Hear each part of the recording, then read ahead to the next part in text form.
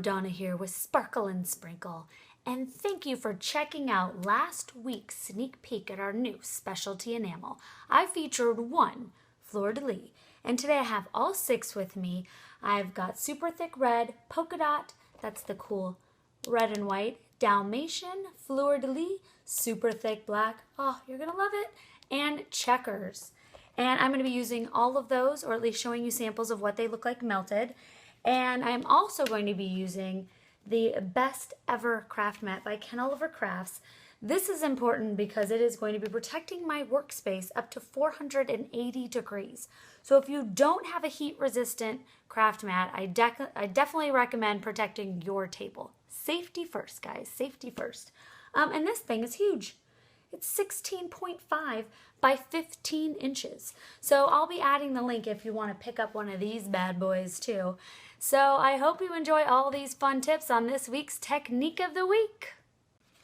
Alright, so here are all of the enamels, super fun, melted on this black cardstock. They're so gorgeous. The possibilities are endless. I'm going to just show you a couple quick things to do. First of all, we're going to do a background. So in the last video I did it on the actual tape. Well, this is just showing another way of doing it onto your cardstock, of melting your enamel. So I'm going to take my VersaMark ink pad, and then I am going to show you checkers, which is really fun. And I'm just going to pour that on there on this half. And then this half I'm just going to do a little sprinkle.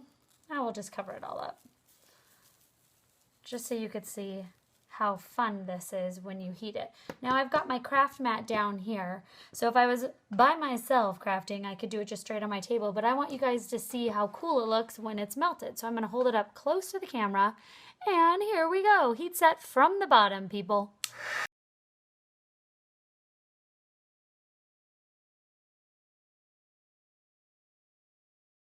Alright, so that is one very cool way to get a really awesome background. Now another neat thing about the specialty enamels is you can then take the background that you just made, and I can reheat this, and I could stamp into it by placing my rubber stamp into a VersaMark first. So you would just take your gun from the top and just stamp into it and use whatever stamp design you have as an impression. So that is another cool thing that you can do with your super thick enamel. I am also going to stamp on it. So here I just did a little watercoloring on the back of my cardstock. And now I'm going to take my VersaMark. And now these are specialty enamels. They're not detail powders. So if I wanted a crisp detail of a stamp design, this would not be the type of embossing powder I would look. But if I want a more fun, a really chunky, glossy, high gloss look, I'm going to use the specialty enamels. And there's so many fun possibilities with these. So I'm just going to sprinkle my super thick black. And once again, I'm going to heat from the bottom. Now a couple tricks. You want to make sure your VersaMark is really, really inked. Because if you've got a dry VersaMark pad, your super thick specialty enamel is not going to stick to it. So you're definitely going to want to re-ink your pad before doing all of these.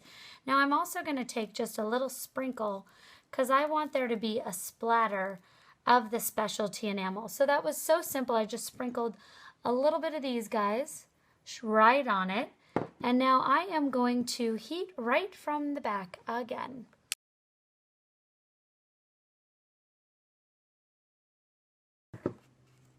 Alright, so once you have that all melted, just like this guy, you've got a really cool, super glossy, embossed background. Now, you can also do it on the tapes like we did in the video last week. You can also melt it with your iron. So this is the super thick black, and I've peppered in some of the magic speckle, which is a very cool technique. You can do a full splatter background, so that's sprinkling on the top and heating from the bottom. Here is the stamping into on the tape from last week's video, as well as this technique where we heat from the bottom. And this is one of my favorites. This is from a designer, Ann Temple. Fantastic job. And she took the clear, she stamped it out first, then did the clear over the whole thing, and then sprinkled some of the super thick white on it to create that beautiful snow background. Just such a beautiful look. And then, of course, your chipboard. You can create really awesome designs on your chipboard, and the trick to that is doing the VersaMark and clear over your chipboard first, heat setting, then VersaMark again, and then adding some of your awesome enamel. So I look forward to showing you some more techniques coming up when I get some excellent samples in the mail arriving shortly from my designers. Until then, thank you so much for watching, and I look forward to seeing you again next week at Sparkle and Sprinkle's Technique of the Week. Thanks for watching.